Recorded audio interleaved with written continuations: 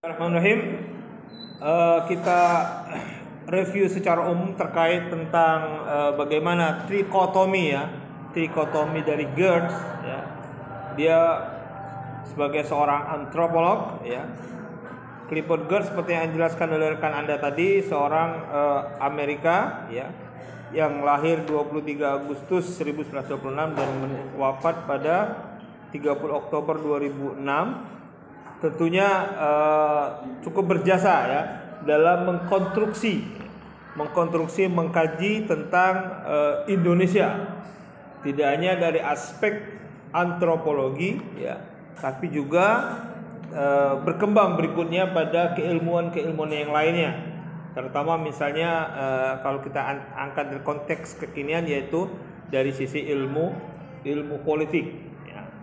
Baik, sebelumnya kita kaji terdulu ya, sepedalam lagi ya, tentang transformasi daripada trikotomi Geertz.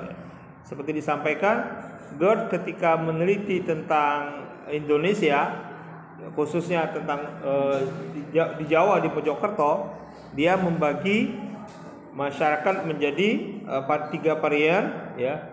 Oke, varian ya, yaitu priai, abangan dan santri. Tentunya trikotomi Geertz ini terus mendapatkan perhatian sejak muncul bukunya yang legendaris tahun 1960. Yaitu apa? Tentang bukunya yang berjudul The Religion of Java. Nah, agama yang ada di Pulau Jawa. Rekam jejak ilmuwan yang mengacu trikotomi Geertz dapat didefinisikan dalam sebuah buku ya, Great Dichotomy of Abangan, Santri and Priai, Controversy and Continuity ya, yang dimuat oleh dalam Journal of Indonesian Islam volume 11 tahun 2017 ya. Ini mereview atas karya daripada Geertz ketika dia membagi trikotomi tersebut ya. Tulisan ini ditulis oleh Najib Burhani. Trikotomi Geertz sudah mendapatkan kritik dari berbagai ilmuwan. Menurut Najib, kritik pertama adalah menempatkan priai dalam kategori religius merupakan suatu kesalahan. Oke, tutup sebentar pintunya. Tutup pintunya sebentar.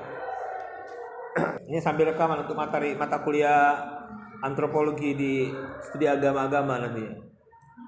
Ya. Priai ya, menurut Najib kritik pertama adalah menempatkan priai dalam kategori religius merupakan suatu kesalahan. Kenapa? Priai dalam kacamata Sutherland dan Harja Bakhtiar masuk dalam kategori kelas sosial, bukan dalam kelas agama. Ia berfungsi sebagai broker yang memediasi budaya dan menjadi agen dari pemerintahan di zamannya. Ya, selain itu, ilmuwan asal Jepang Mitsuo Nakamura juga memberikan penjelasan lebih jauh bahwa seorang santri bisa menjadi priai pada saat bersamaan. Begitupun sebaliknya. Hal ini didasarkan pada fenomena keagamaan yang berkembang di Yogyakarta. Ya, seperti kita lihat di Yogyakarta yang berkembang adalah Muhammadiyah, di mana banyak kaum priai yang bergabung ke dalam organisasi Muhammadiyah. Maka di satu sisi bersamaan dia priai sekaligus juga santri. Ya. Kritik kedua menitik beratkan pada pemahaman abangan dan kejawen. Kritik ini dilontarkan oleh ilmuwan seperti Robert Hepner, Kunchoro-Ningrat, Andrew Beatty, dan Mark of Woodward. Ya. Abangan dalam pandangan Hepner tidak memiliki kesesuaian dengan varian animistik kepercayaan orang Jawa. Alih-alih senang disebut abangan, ya. Ada yang dari Jawa kalian? Berapa orang di Jawa? Atau sudah pernah pulang tinggal di Jawa? Alih-alih senang disebut abangan, masyarakat Jawa yang masih memegang kepercayaan animistik justru lebih suka disebut dengan kejawen atau Jawa Tulen. Ini berdasarkan penelitian Hepner di Tengger. Ada pernah jalan ke Tengger?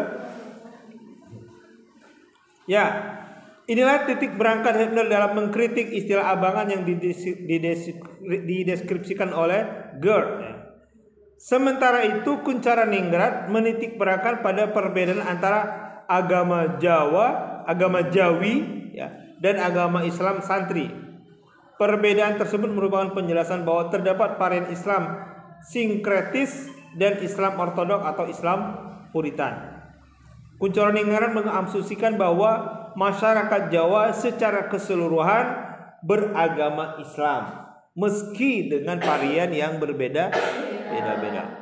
Ini bisa sangat kentara itu ketika bulan Muharram, bulan Suro. Nah, itu muncul ya, identitas keislaman di Jawa itu muncul seperti itu ya. Dengan tradisi budaya-budaya apa sih itu pada bulan Suro. Dalam pandangan lain, Andrew Beatty mengkritik bahwa varian abangan dan santri tidak selalu dalam nuansa oposisi. Keduanya merupakan varian dengan mudah bisa bertukar sama lain. Sementara kritik Woodward terhadap pemahaman Gerd adalah berkaitan dengan struktur kepercayaan orang Jawa. Bagi Gerd, elemen dasar yang membentuk kepercayaan orang Jawa berasal dari pra-Hindu, Hinduisme dan Buddhisme. Sementara Islam hanya berada dalam posisi surface of culture atau budaya permukaan saja. Ia menganggap bahwa Islam menjadi elemen ya, mendasar dalam struktur kepercayaan orang Jawa. Karena hal tersebut ia tidak sepakat abangan selalu bermusuhan dengan santri.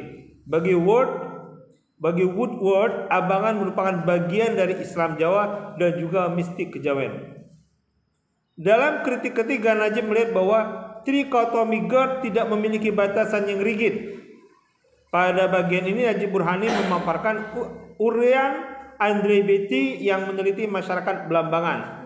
Beatty mengilustrasikan betapa orang-orang Jawa dari berbagai latar belakang kepercayaan campur baur dalam ritual selamatan. Nanti Anda bisa meneliti di daerah Anda nih, yang berbatasan langsung desanya yang berbatasan dengan langsung dengan orang-orang Jawa, ya bagaimana dalam tradisi selamatan, ya. Maka kemarin ketika ada rekan Anda meneliti tentang tradisi weton dan kaitannya dalam pernikahan, itu saya lihat bagaimana seharusnya tradisi weton itu di Jawa, ya Kak. Kemudian bagaimana prakteknya di Lampung, karena bagaimanapun pasti akan terjadi sebuah perubahan, sebuah transformasi. Maka di sini perbedaan lokasi ataupun objek ataupun tempat penelitian tentu akan menghasilkan kesimpulan yang berbeda. Nah, baik, dalam ritual inilah dalam kritik ketiga Najib melihat bahwa trikotomi Gerd tidak memiliki batasan yang rigid. Pada bagian ini Najib Burhani memaparkan uraian Andrew Beatty yang meneliti masyarakat Belambangan. Beatty mengilustrasikan betapa orang-orang Jawa dari berbagai latar belakang kepercayaan campur baur dalam ritual selamatan. Dalam ritual inilah identitas kultur Jawa seperti abangan, santri, dan priai menjadi blur. Kritik tersebut merupakan serupa dilakukan review Harja Bakhtiar yang menganggap Gerd terlalu mengimplikasi saat mengatakan selamatan merupakan core dari ritual abangan. Pada faktanya santri maupun priai juga melakukan ritual selamatan. Inilah yang menjadikan trikotomi Gerd tidak menjadi jelas batasannya. Kenapa? Karena Gerd telah terlalu global, dia memberikan gambaran ini loh agama the religion of Java. Faktanya Jawa sendiri juga terdiri dari beragam budayaan. Antara di Jawa Timur saja itu berbeda-beda, antara yang di daerah Ponorogo, daerah pesisir, daerah tengah, itu berbeda-beda. Selain itu perlu dicatat bahwa trikotomi Gerd mendapat kritikan. Tapi gagasan tersebut masih diterima sebagai prinsip dasar studi dalam masyarakat Indonesia. Najib mengatakan his concept is not only used in religious. Saya sampaikan tadi, his concept not only used in religious konsep yang diterapkan oleh Gerd tentang trikotomi tidak hanya bisa dipakai dari sisi agama, anthropological and sociological studies, baik itu kajian antropologi ataupun sosiologi, but also in history and political science, dan juga politik dan sains. Maka di sini teori Gerd ini pentingnya pengkategorian suatu masyarakat tipologinya sebelum melakukan penelitian. Maka saya bisa menambahkan bahwasanya teori Gerd itu penting untuk mengetahui dalam Anda melakukan penelitian dengan pendekatan psikologi. Nah, jadi trikotomi Gerd dengan begitu memungkinkan untuk masuk dalam berbagai disiplin ilmu. Seperti perbedaan abangan santri dan kiai bisa digunakan untuk mengidentifikasi tingkah laku dan kecenderungan partai politik. Nah, ini ya. Najib menjelaskan penelitian yang menggunakan trikotomi Gerd pada momen tertentu, ya, momen politik orde lama misalnya dan orde baru hingga orde reformasi. Sampai di sini dapat dikatakan bahwasanya kedikdayaan teori Gerd sebagai menjadi pondasi dasar untuk memahami orang Jawa, apalagi orang Jawa sekarang khususnya Pulau Lampung itu 60% adalah orang Jawa. Nah, jadi apa? Dengan menggunakan trikotomi Gerd ini kita bisa mengkaji ya bagaimana karakteristik orang Jawa yang ada di Lampung. Apakah mereka berubah, terjaga identitasnya sebagai seorang Jawa, polanya seperti apa, atau sudah menjadi Lampung. Nah, ini yang menjadi kajian berikutnya ya, yang menjadi potensi bagi Anda untuk melakukan penelitian. Sekaligus dinamik ayat ini ya. Sampai di sini Najib berhasil menggambarkan kedikdayaan teori Gerd sehingga menjadi pondasi dasar untuk memahami orang-orang Jawa sekaligus dinamika politik Indonesia kontemporer. Trikotomi Gerd meminjam istilah Pramudia telah menjadi anak ilmu pengetahuan yang usianya sangat panjang. Ia hadir dan terus dibicarakan. Ia terus dikritik dan evaluasi, namun nasibnya tak pernah berubah, akan selalu abadi dari zaman ke zaman. Nah, inilah ya seorang ilmuwan seperti saya sampaikan tadi melahirkan sebuah teori, kemudian teorinya tersebut karena tadi sifat ilmu pengetahuan dia metodologinya terus berkembang seiring dengan perubahan manusia itu sendiri, maka menjadi apa?